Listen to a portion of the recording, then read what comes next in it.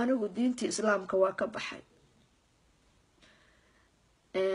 soomaaliyay rag baana uga baxay dartiis muslimna ma ihi awal waxaan idinku iri diinta ma idinka tagaa bay ahayd laakiin hadda waxaan idin sheegayaa Christian baan ahay Jewish ma ihi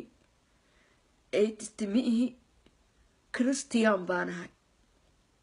Jesus baan aaminsanahay diinta muslimka reasonka aan uga baxayna rag Soomaaliyeed baa u sababa waxaan u soo galay meeshaana waxa weeyaan anigoo Christian aan social media baan ku jiraaya share gareeya please and please share gareeya qof walba qofkaad gaarto ku share garee waxaan idin sheegayaa anigu hadda waa noolahay muslim ay sheegan jiray soomaha muslim baan ahaa markii hore inaan galayo janno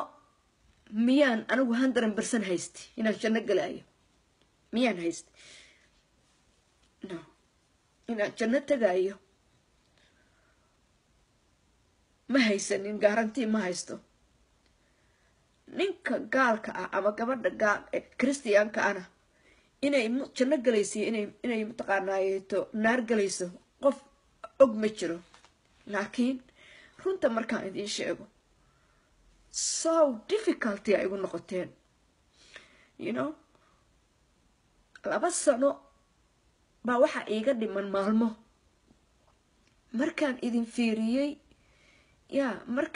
fiiriyey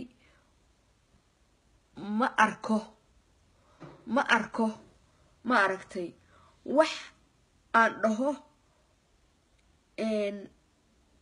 wax aan dhaho dadkaani waa muslim ama si diinta islaamku waxay dhigayso idinkuma arkinin so sidaas darteed waxa idinka sharaf badan dadka aan muslimka ahayn so way idinka daacadsan yihiin way idinka honestsan yihiin aniga ninka ifaraxumeeya waa muslim haddana waa family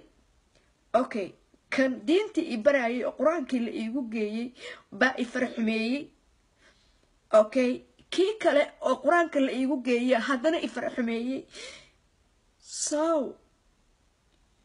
intaasoo nin baan guursaday oo advantage iga qaatay intaasaa social media la igu caynayaa intaasaa dhiigay ilmahayga lagu daadiyay dhulka idinkoo muslim sheeganaya oo dadkii dilay ay sheeganayaan oo cadaynayaan civil war baan ka imid victim baan ahay been baa igu yaala cay iyo cadaab mooyaane iyo wax aadna igu xumaxayn 2 sano naag 2 sano mar hadda ay tiraahdeen YouTube kastood leedihiin anigoo macatab la ii xiraa saaran so waxaan idin sheegayaa haddaan idin wadaa awguuriyo I am not a Muslim so shala ma idin lahayn ma aragtay diinta ma idinka tagaa soo ma lahayn maanta waan ka tegay waan ka ridoobay diinta islaamka waxaanan oga ridoobay Soomaalida raggeedaan oga ridoobay dartood intaasaan idin sheegay